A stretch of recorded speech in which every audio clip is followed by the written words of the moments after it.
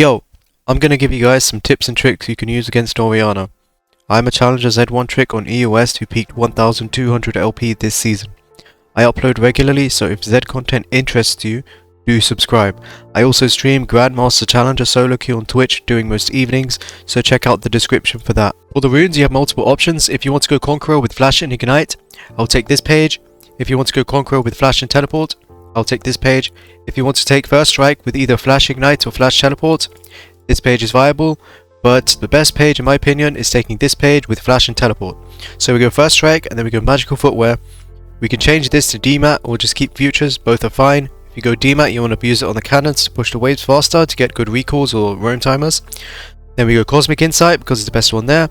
And then here we have these two little scaly runes that I found. So Presence of Mind is very good for the mid to late game team fights where you use a lot of energy because each item you get is going to give you more and more haste. So this just scales in that sense. Last Stand scales because 5 to 11% of your total damage will constantly increase during the duration of the game as you buy items. So that's always going to scale, and this is the rune that is usually procced anyways. Then we take Adaptive, and MR for the runes. Level 1 against Orianna, you want to stand behind your backline minions and farm with Q. Let her walk up a little bit, and if she's in range to get re-aggroed upon many minions, then that's the only time you want to let her auto-attack you. You can also let her Q you through the wave. The Q will do reduced damage, and the wave will push towards you. The goal is to make sure she can't crash all 3 waves at once, and then you'll be chilling, because she won't have a long timer to move. Before first recall against Orianna, it's pretty tough. You just want to farm and try to get as much gold as possible. You don't really want to use your W forwards, I think. Level 3 and level 4 you'll probably lose and you'll be weaker. Maybe level 5 you can try to do something. But in level 3, level 4 you want to just try to farm. You might want to use your W to dodge her Q if you think she's going to QW. You can use your W in the last second of the Q's travel time to dodge the Q and the W. And just try to keep farming. After you come back to lane at level 5, you'll probably have double longsword or you'll have a warhammer. You should be decently strong, but not really. You can't really all-in her, you don't have enough damage for that. And you don't win extended trades because she's ranged and she has movement speed to kite you and stuff like that. So you're going to want to just WEQ and then just run away basically in all of your trades. Preferably when she's used Q already on the minions or something. Then she can't damage you back, you can just run away.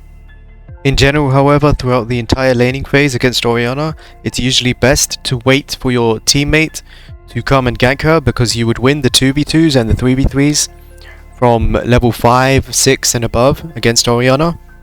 Of course, this depends on which jungle champions there are, but in general, you will most likely win those fights over the 1v1s.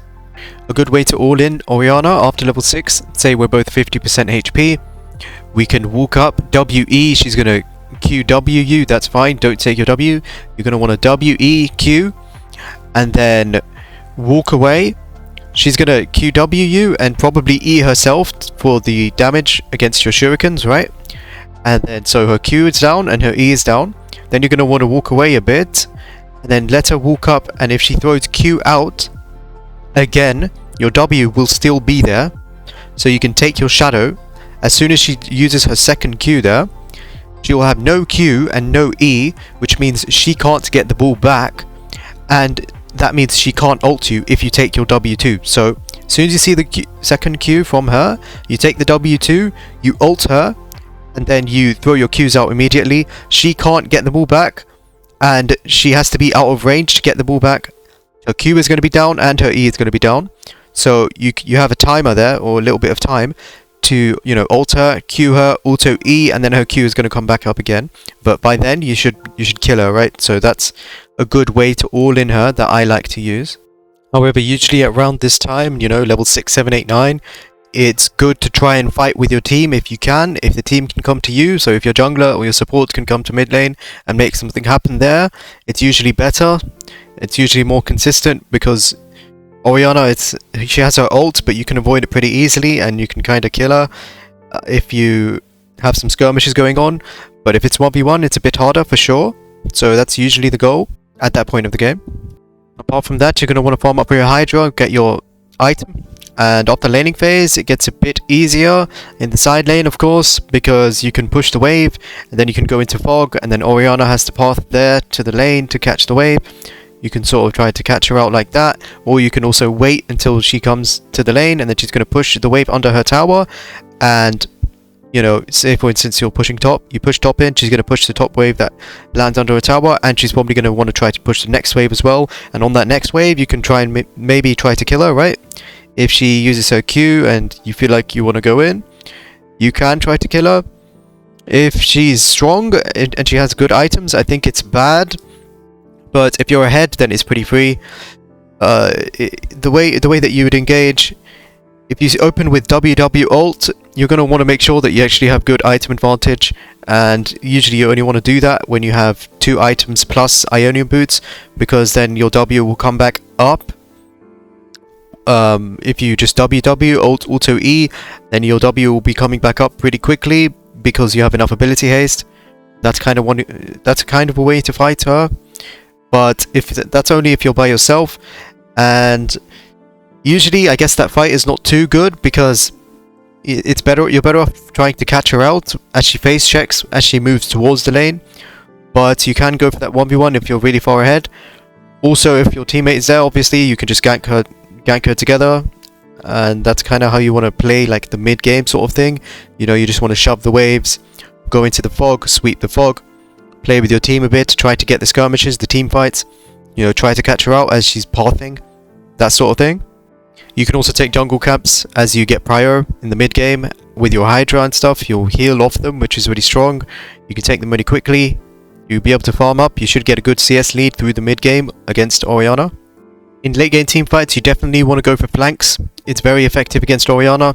She's going to try and focus out your front line, right? So if you can get the push in side lane into the sweep in fog of war, and then you can find a flank like that, or if there's a TP ward behind them, you can use that to flank them. And if you can flank the Orianna, it's very, very good. You'll probably just melt her, right? You go in with WQW, auto attack E, and then you'll have your W back up, and then you can ult her after. You know, there's lots of ways to do it, but the main thing is getting the flank and getting behind her, sort of. And that's going to be really, really good. You can also team fight from the front because Zed is very strong in the team fights. In late game team fights, you definitely want to go for flanks. It's very effective against Orianna.